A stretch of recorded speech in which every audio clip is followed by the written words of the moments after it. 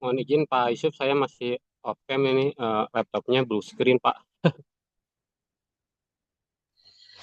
Baik, nggak nggak apa-apa, Baik, Mas. mungkin Pak Yusuf bisa dilanjut aja Pak.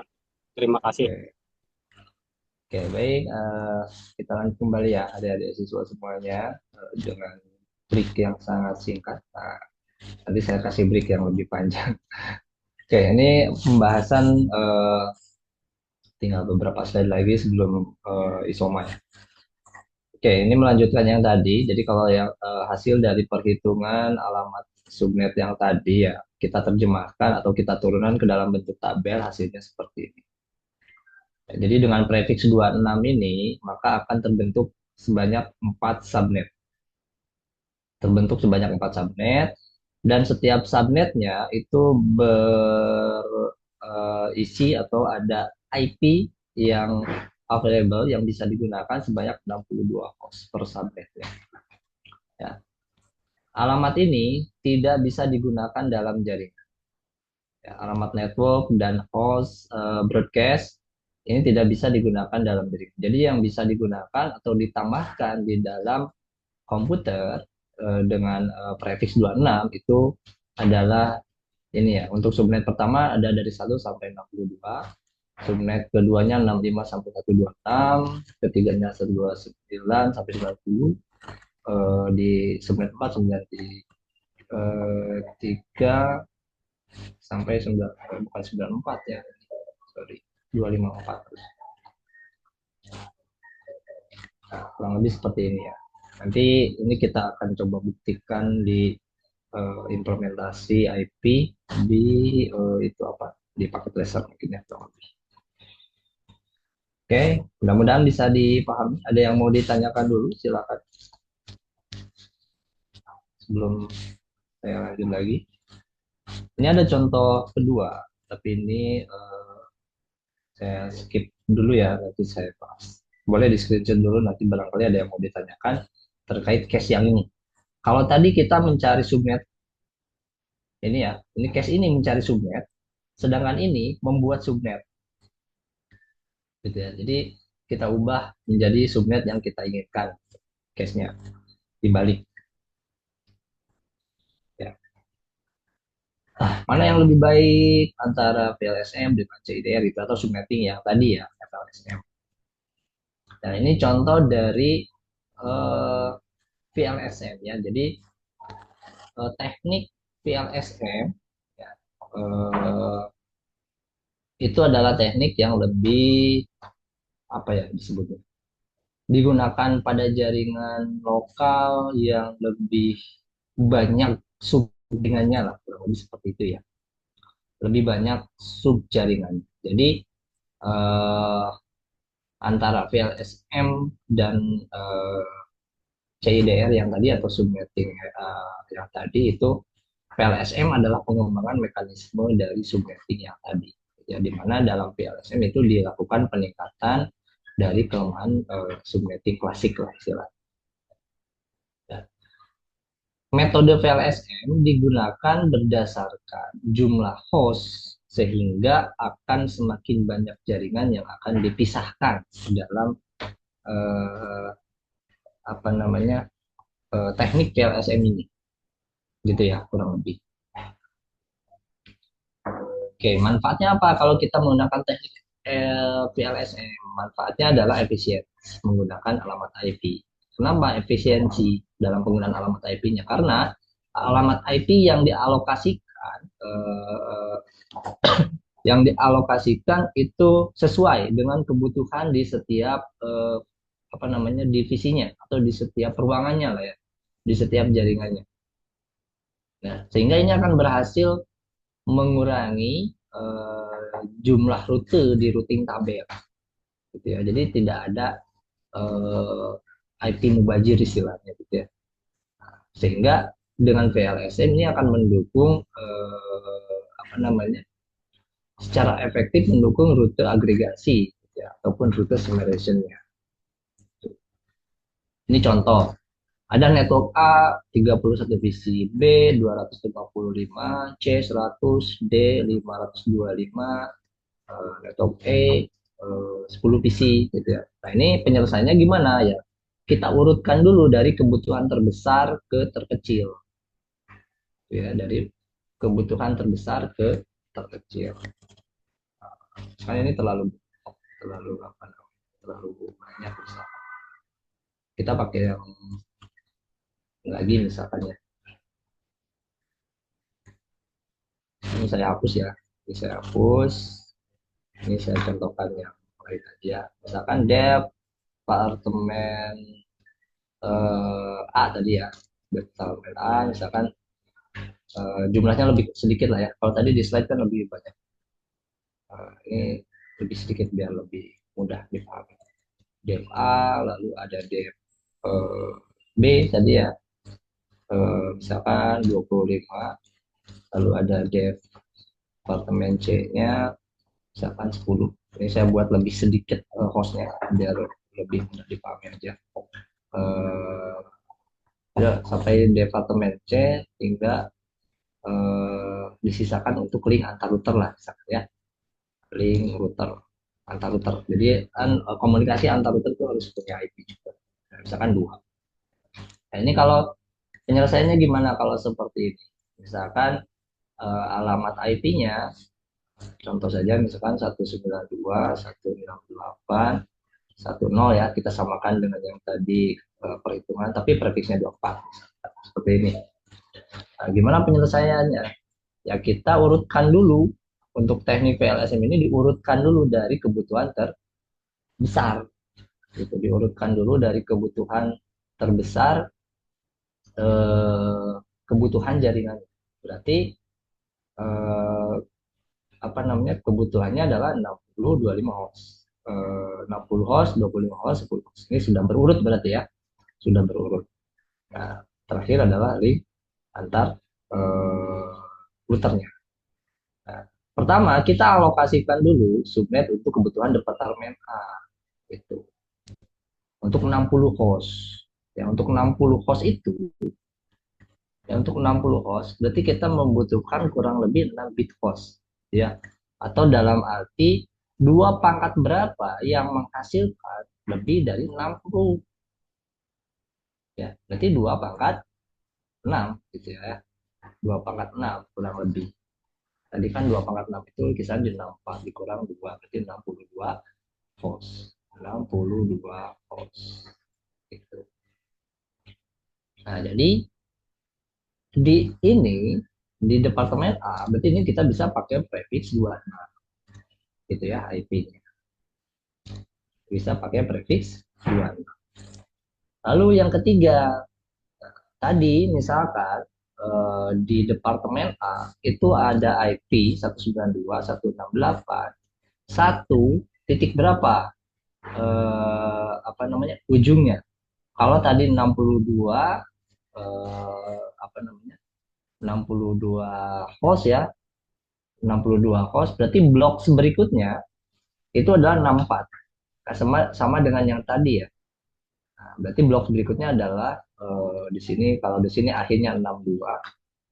Berarti blok berikutnya itu adalah 64. Berarti untuk departemen B itu bisa dimulai dari IP 64. Untuk departemen B ini bisa dimulai dari 64. Yaitu blok berikutnya. Gitu ya, blok berikutnya. Nah, prefix berapa yang bisa digunakan? Kita cari aja dua pangkat berapa yang hasilnya lebih dari 25. Itu dua pangkat berapa yang hasilnya lebih dari 25. Ya, kurang lebih dua pangkat 5 ya. Enggak, dua pangkat 5 kisaran di 32 host. Kurang 2 berarti 30 host. Nah, ini berarti 30 host kurang lebih. Berarti untuk departemen B ini eh, yang tadi awalnya prefixnya 26 berarti di sini menggunakan prefix 27.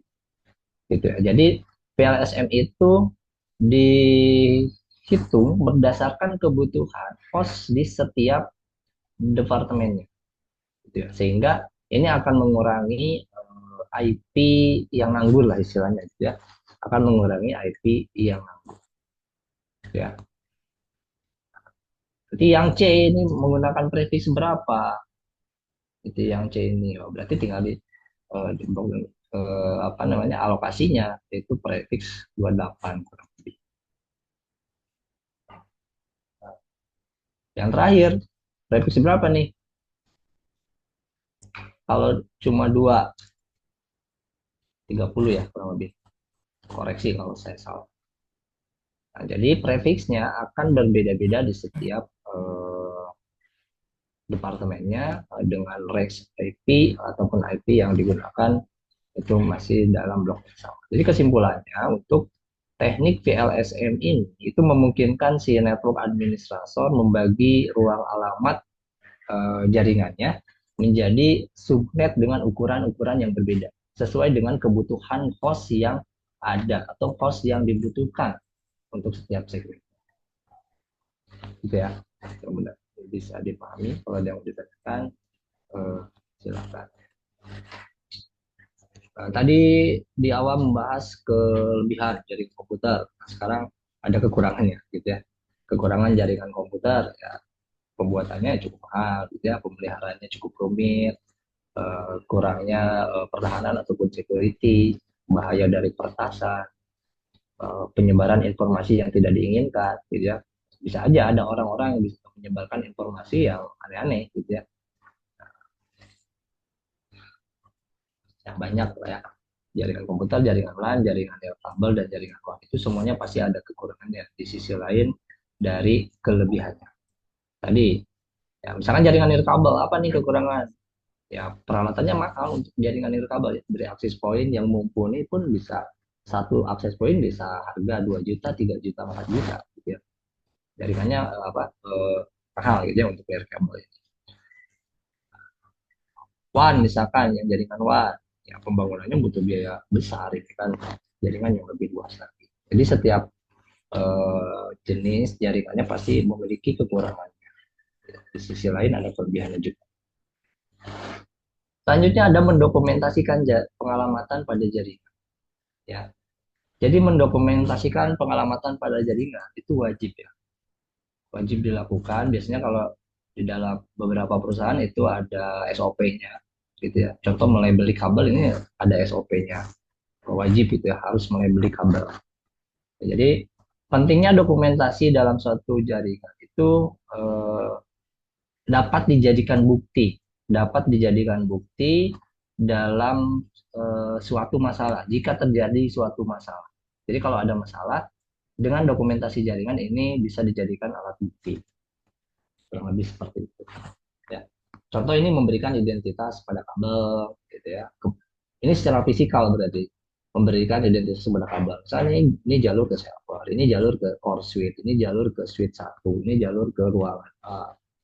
Nanti di switch-nya, oh ini untuk komputer bagian keuangan, ini untuk komputer bagian apa. Itu dikasih label semuanya, gitu ya.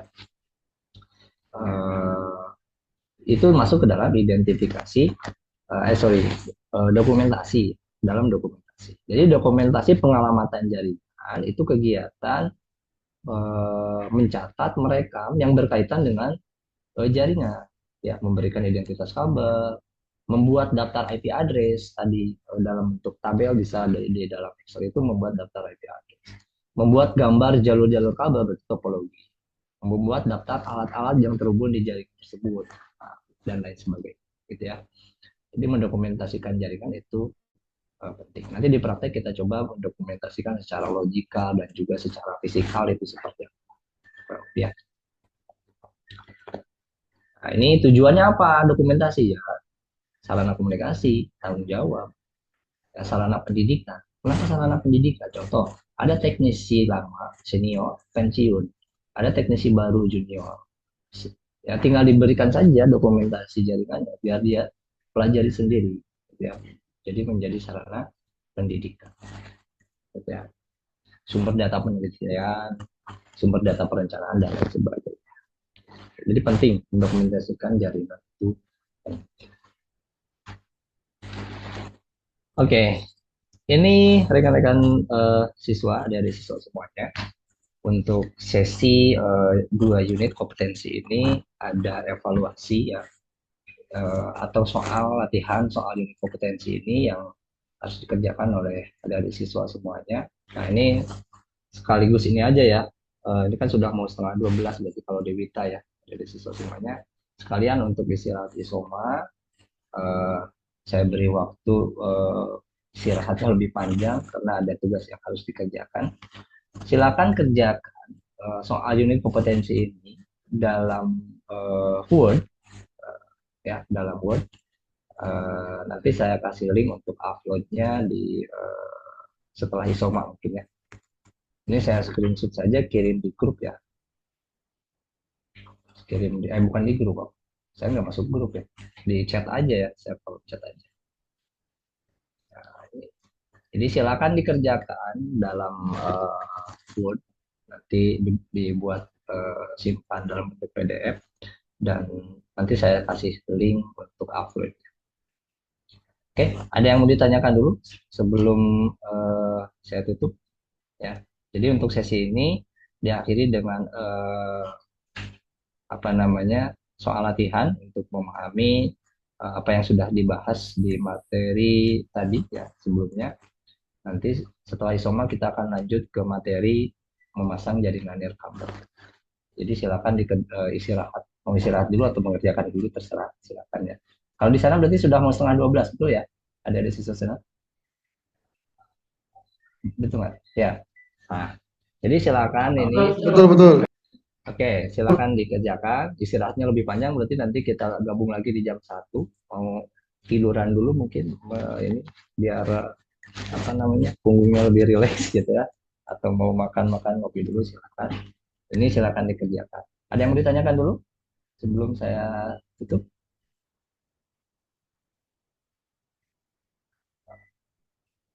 Nggak ada ya? Mungkin paket tracer disiapkan ya. Nanti akan mulai ada praktek-praktek kita. Paket tracer disiapkan.